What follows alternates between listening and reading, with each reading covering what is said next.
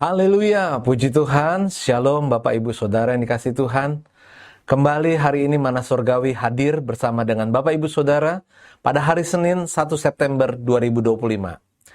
Kita akan memasuki pembahasan seminggu bersama Hiram, Raja Tirus, dan hari ini adalah hari yang pertama, renungan berjudul Pengkonfirmasi Tahta Daud. Mari kita sama-sama membaca firman Tuhan dari 2 Samuel 5 ayat 11 sampai 12.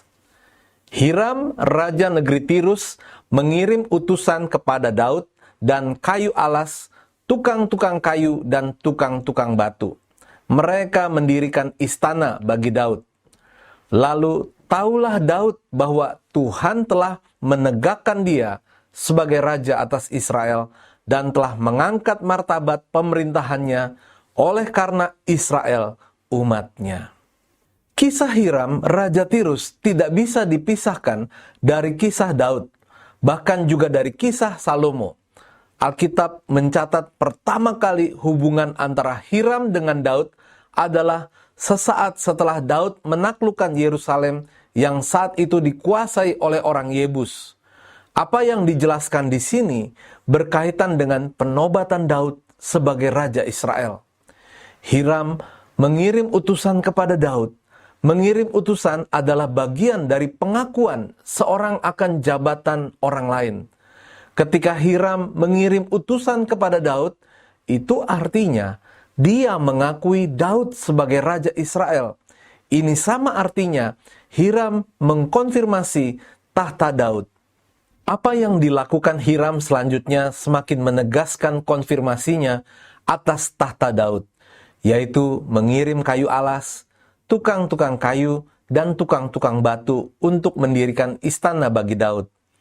Sebagai seorang raja, tentu Daud membutuhkan tempat tinggal atau istana, dan Hiram memahami akan hal itu. Itulah sebabnya setelah mendengar bahwa Daud bermaksud untuk menetap di kota yang telah direbutnya, dengan segera Hiram mengirim bahan-bahan dan tukang-tukang tersebut. Tak dapat dipungkiri bahwa hal ini adalah bentuk konfirmasi Hiram atas tahta Daud. Menariknya, setelah peristiwa tersebut, Daud sendiri meyakini bahwa kedudukannya sebagai Raja Israel itu adalah kehendak dan waktu Tuhan.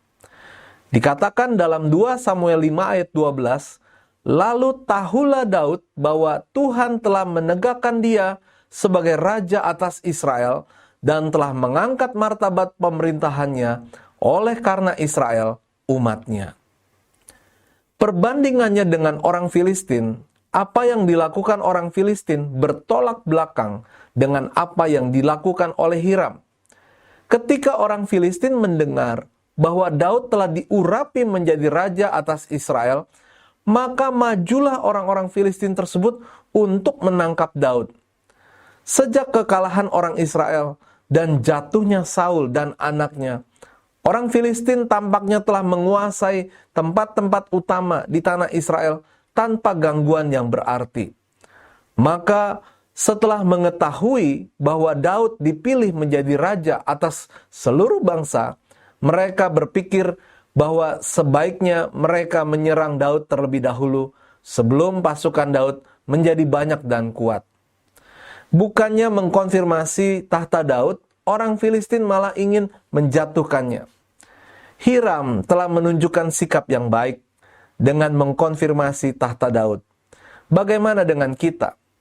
Ada ungkapan senang melihat orang susah, susah melihat orang senang. Adalah ungkapan yang menunjukkan sikap buruk seseorang.